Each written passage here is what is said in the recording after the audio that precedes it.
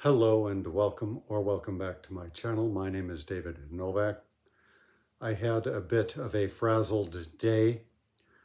It was raining in Chicago and we had errands.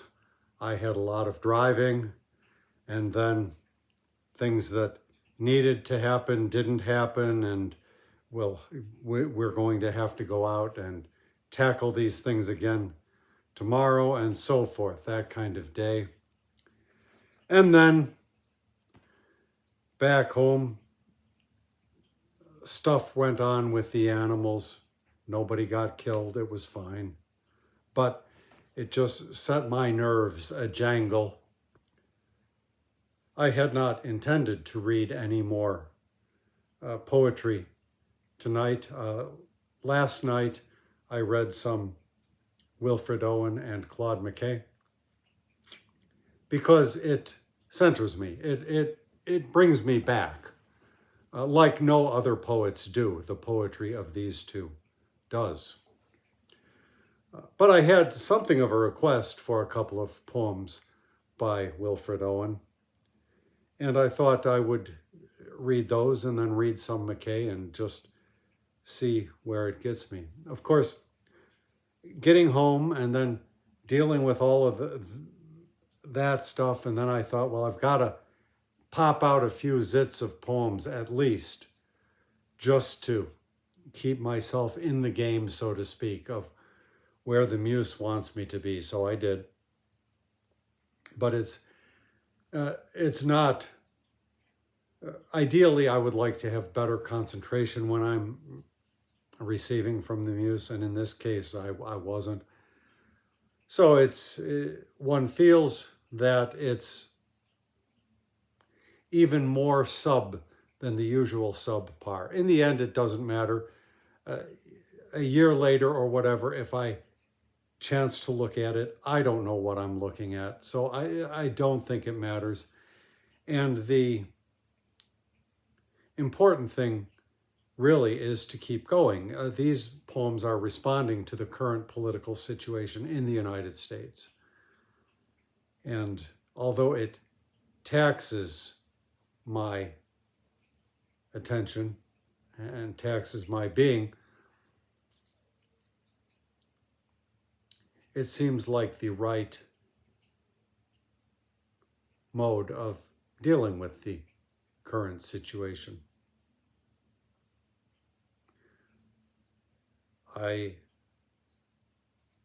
don't look forward to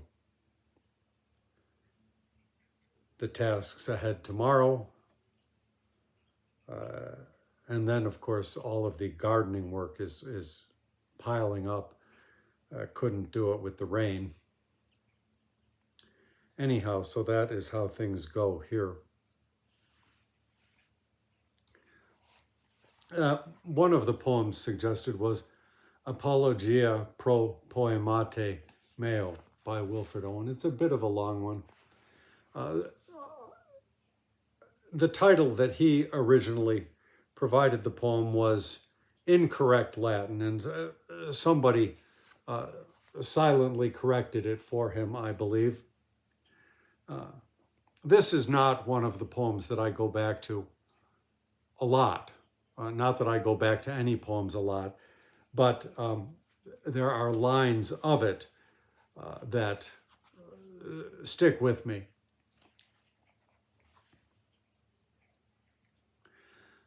I too saw God through mud, the mud that cracked on cheeks when wretches smiled.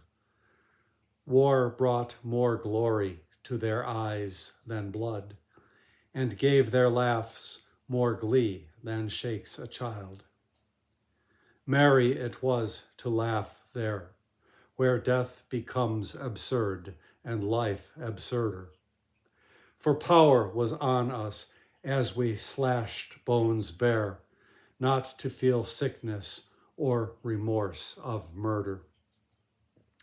I too have dropped off fear, behind the barrage, dead as my platoon, and sailed my spirit, surging light and clear, past the entanglement where hopes lay strewn, and witnessed exultation. Faces that used to curse me, scowl for scowl, shine and lift up with passion of oblation, seraphic for an hour, though they were foul. I have made fellowships, untold of happy lovers in old song.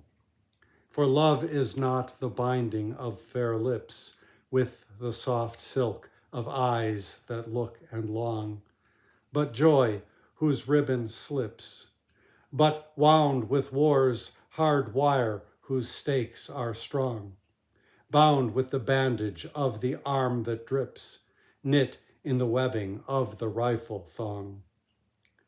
I have perceived much beauty in the hoarse oaths that kept our courage straight, heard music in the silentness of duty, found peace where shell storms spouted reddest spate. Nevertheless, except you share with them in hell the sorrowful dark of hell, whose world is but the trembling of a flare, and heaven but as the highway for a shell. You shall not hear their mirth. You shall not come to think them well content by any jest of mine. These men's are worth your tears. You are not worth their merriment.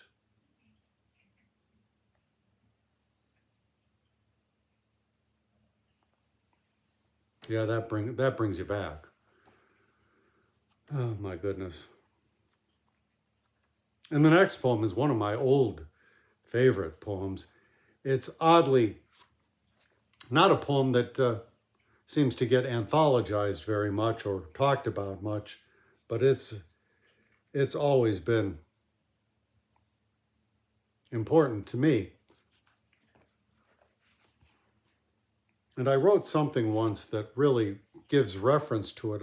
A short poem, I think, but I don't know if it was included in something or just a loose thing. And I don't know. It was maybe a trial balloon, so to speak, for something. I don't know. All these years later, I will never know. Greater love. Red lips are not so red as the stained stones kissed by the English dead. Kindness of wooed and wooer seems shame to... Man,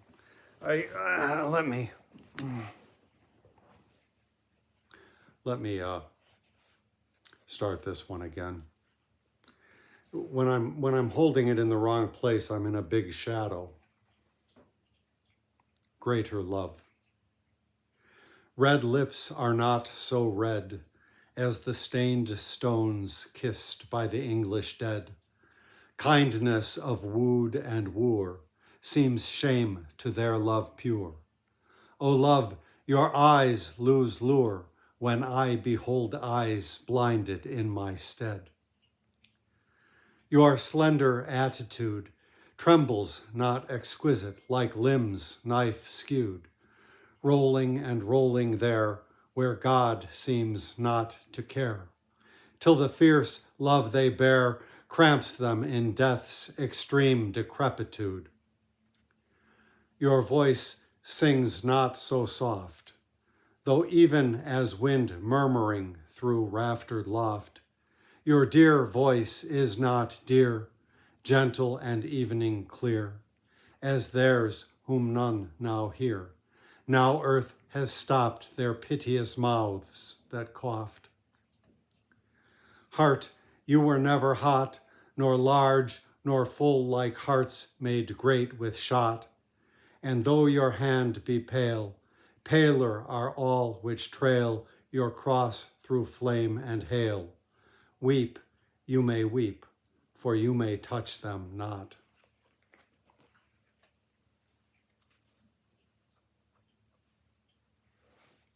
An interesting footnote there, when I behold eyes blinded in my stead. That was a That was a slogan on a recruitment poster, and I saw it somewhere in some museum or something, a war museum probably. I have no idea where I saw it, and foolishly did not take a picture of it, and have looked for it online and never seen it. Of course, much could be said about the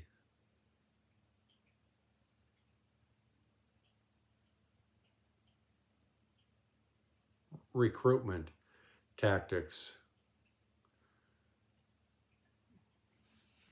I was looking for an adjective, but I don't think any adjective of mine would suffice. I'll switch over to a little bit of Claude McKay. I haven't picked anything out ahead.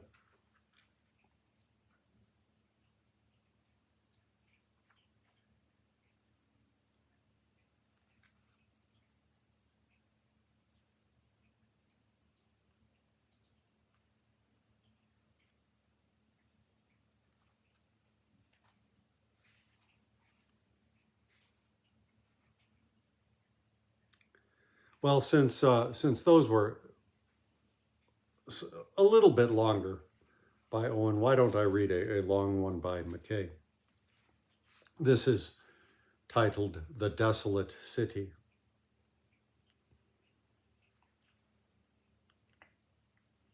My spirit is a pestilential city, with misery triumphant everywhere, glutted with baffled hopes and human pity. Strange agonies make quiet lodgment there. Its sewers, bursting, ooze up from below and spread their loathsome substance through its lanes, flooding all areas with their evil flow and blocking all the motions of its veins. Its life is sealed to love or hope or pity. My spirit is a pestilential city. Above its walls, the air is heavy, wet, brooding in fever mood and hanging thick round empty tower and broken minaret, settling upon the treetops stricken sick and withered under its contagious breath. Their leaves are shriveled silver, parched decay, like wilting creepers trailing underneath the chalky yellow of a tropic way. Round crumbling tower and leaning minaret, the air hangs fever-filled and heavy wet. And all its many fountains no more spurt. Within the dammed-up tubes they tide and foam around the drifted sludge and silted dirt, and weep against the soft and liquid loam. And so the city's ways are washed no more. All is neglected and decayed within. Clean waters beat against its high-walled shore in furious force, but cannot enter in. The suffocated fountains cannot spurt. They foam and rage against the silted dirt.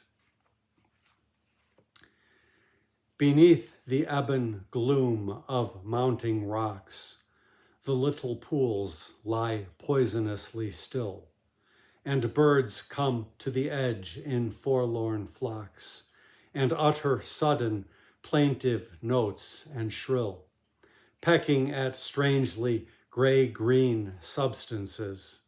But never do they dip their bills and drink. They twitter, sad beneath the mournful trees, and fretfully flit to and from the brink, in little gray-brown, green and purple flocks, beneath the jet gloom of the mounting rocks.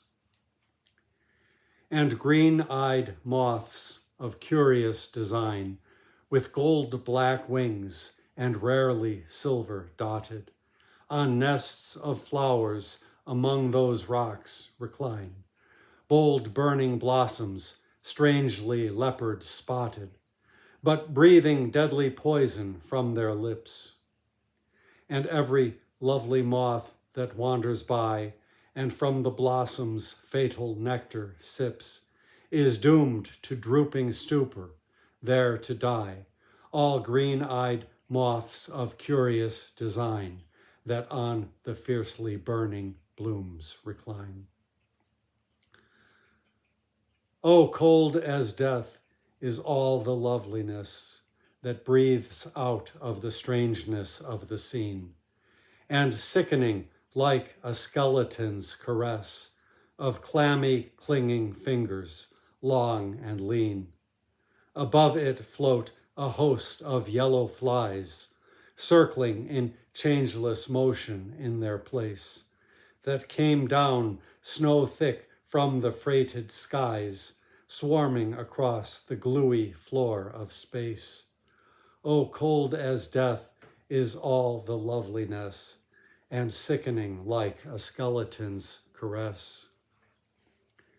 There was a time when, happy with the birds, the little children clapped their hands and laughed, and midst the clouds the glad winds heard their words and blew down all the merry ways to waft the music through the scented fields of flowers. Oh, sweet were children's voices in those days, before the fall of pestilential showers that drove them forth far from the city's ways. Now never, never more their silver words will mingle with the golden of the birds. Gone, gone forever the familiar forms to which the city once so dearly clung, blown worlds beyond by the destroying storms, and lost away like lovely songs unsung. Yet life still lingers, questioningly strange, timid and quivering, naked and alone, against the cycle of disruptive change, though all the fond, familiar forms are gone. Forever gone, the fond, familiar forms, blown worlds beyond by the destroying storms.